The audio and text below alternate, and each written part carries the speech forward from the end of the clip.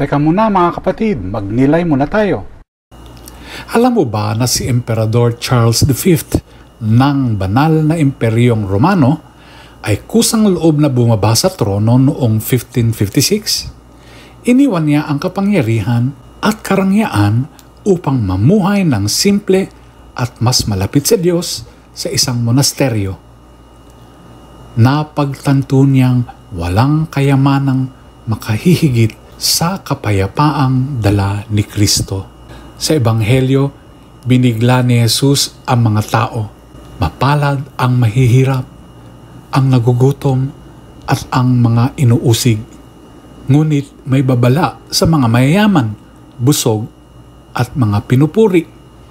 Sa sulat sa mga taga-Kolosas, hinihimok tayo ni San Pablo na ituon ang puso sa mga bagay na makalangit.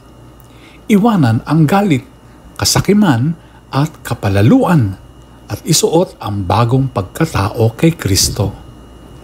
Tulad ni Charles V, tinatawag din tayong bitawan ang makamundong aliw upang tahakin ang landas ng biyaya. Ang tunay na yaman ay wala sa posisyon o palakpak ng tao, kundi sa pusong binago ni Kristo. Pagnilayan po natin ito. Amen.